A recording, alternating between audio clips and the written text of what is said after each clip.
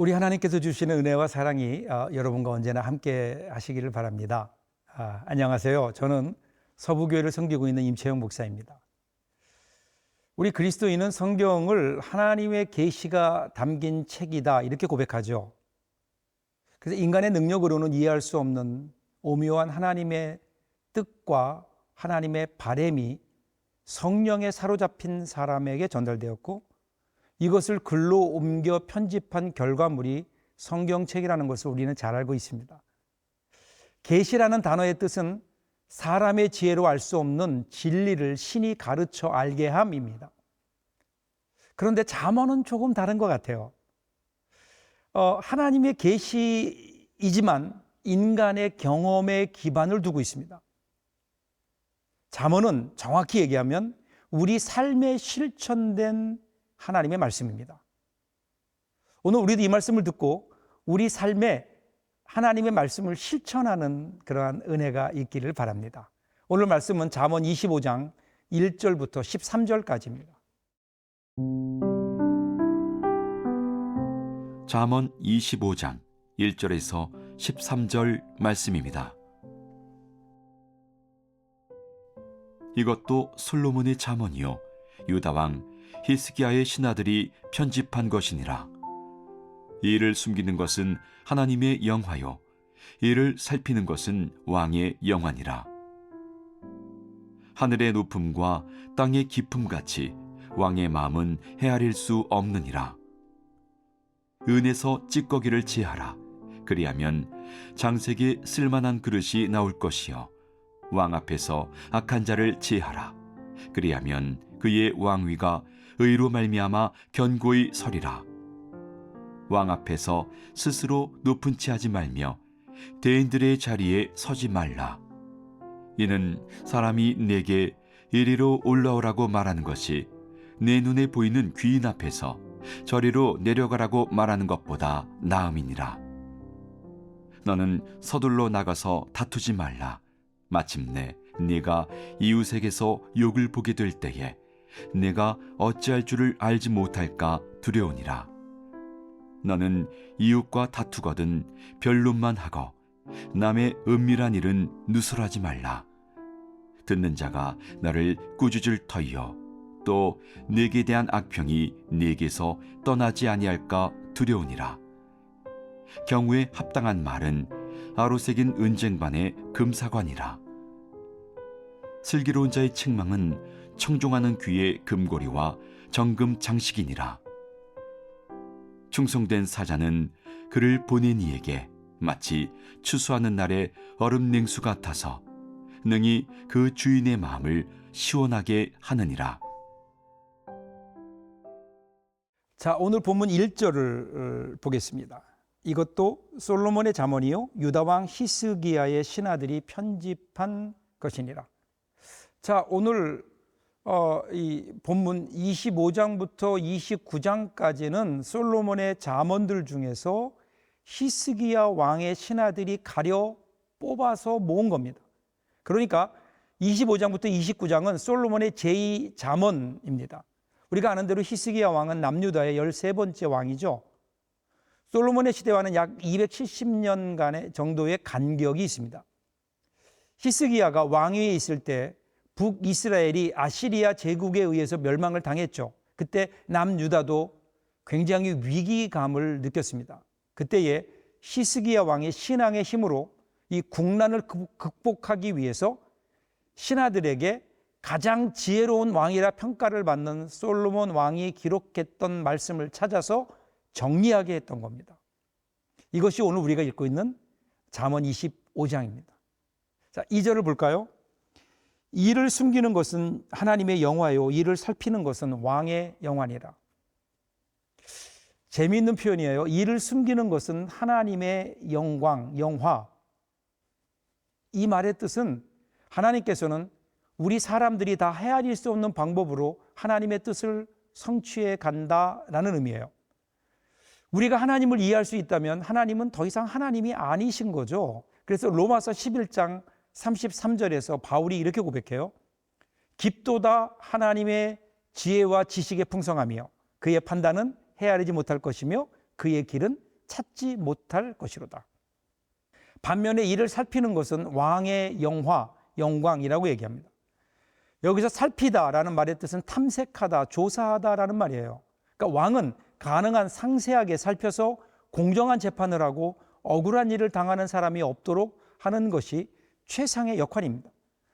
그래서 솔로몬이 일천 번제 후에 기도할 때에도 하나님께 구했던 것이 듣는 마음을 종에게 주사 주의 백성을 재판하여 선악을 분별하게 하옵소서, 그렇게 했죠. 당시 왕의 가장 중요한 역할은 재판을 하는 것이었습니다. 4절과 5절을 볼까요? 은에서 찌꺼기를 제하라. 그리하면 장색에 쓸만한 그릇이 나올 것이요 왕 앞에서 악한 자를 제하라. 그리하면 그의 왕위가 의로 말미암아 경고히 서리라. 은광에서 은을 캐면요, 은만 있는 게 아니에요. 은과 함께 온갖 불순물들이 함께 채굴되죠. 거기서 은을 가려내는 방법은 은만을 추출하는 방법도 있고요, 은이 아닌 것을 버리는 방법도 있습니다. 은이 아닌 것을 버리고 그리고 또 버리다 보면 은만 남게 되고 그것으로 은장색, 즉 세공업자는 은그릇을 만들 수 있습니다. 왕도 동일하다는 거죠. 자신의 왕위를 견고하게 하기 위해서 충신들을 더 많이 세우는 방법도 있지만 자신의 이익만을 탐하는 간신들을 물리치면 결국은 신실한 사람들이 남게 되고 그것을 통해서 왕위가 견고하게 될 것이라고 그렇게 얘기합니다. 자, 6절, 7절 볼까요? 왕 앞에서 스스로 높은 채 하지 말며 대인들의 자리에 서지 말라. 이는 사람이 내게 이리로 올라오라고 말하는 것이 내 눈에 보이는 귀인 앞에서 저리로 내려가라고 말하는 것보다 나음이니라. 우리 예수님께서도 이와 같은 말씀을 하셨죠. 잔치에 청함을 받았을 때에 높은 자리에 앉지 말고 낮은 자리에 앉으라. 혹시라도 높은 자리에 앉았다가 자기보다 더 높은 사람이 오면 말석으로 가야 된다, 이렇게 말씀하셨죠. 항상 우리의 마음을 낮추라는 의미입니다. 우리 예수님께서는 가장 높은 곳에 계셨지만 그러나 가장 낮은 곳으로 내려오셨죠. 그로 말미암아 우리 가운데 구원의 역사를 이루어 놓으셨고, 그래서 그는 그 누구보다도 높은 곳에 계시게 되었습니다. 오늘 이 예수님의 은혜로 구원받은 우리들이 가야 할 자리도 높은 곳이 아니라 낮은 곳이 아닐까. 오늘 잠언은 그것이 지혜, 이렇게 얘기합니다.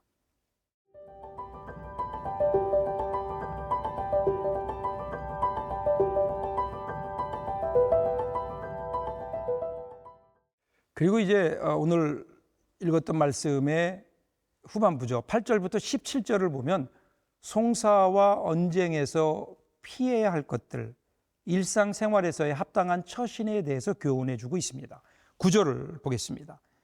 너는 이웃과 다투거든 변론만 하고 남의 은밀한 일은 누설하지 말라.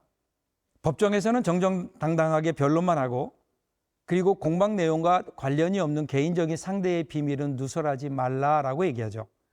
두 사람만이 알고 있는 일을 공공연하게 드러내는 것은 상대방의 인격에 손상을 주는 비열한 일이기 때문에 그래요. 꼭 법정까지 가지 않더라도 부부 간에도 가족 간에도 친구 간에도 지켜야 될 선이 있습니다. 그 선을 넘지 않으면 혹 오해가 있었다 하더라도 시간이 지나면 회복될 수 있지만 그 선을 넘게 되면 회복하기가 어렵습니다. 11절 보겠습니다. 경우에 합당한 말은 아로새긴 은쟁반의 금사관이라.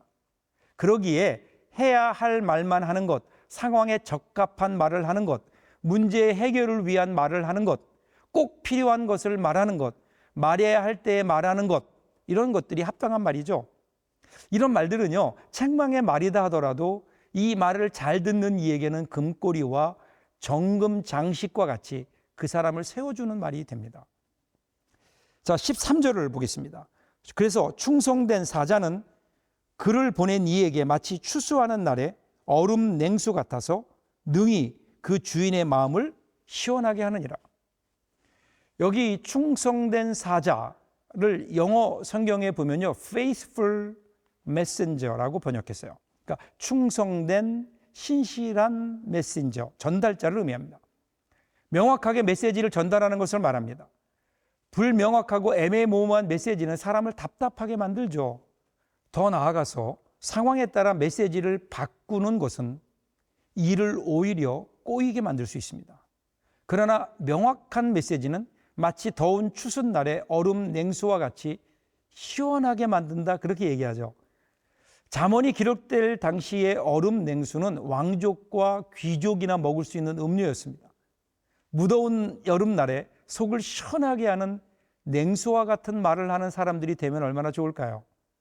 내 말이 주변 사람들에게 무더운 날 시원한 얼음 냉수와 같은지, 아니면 주변 사람들에게 답답함을 주고 일을 꼬이게 하고 있는 것은 아닌지 우리 자신을 좀 돌봐야 됩니다. 겸허하게 하나님의 지혜를 구하며 경우에 합당한 말을 하여 주변 사람들에게 얼음 냉수와 같은 속 시원함을 주며 살아가는 지혜로운 사람들 되시기를 주님의 이름으로 축복합니다.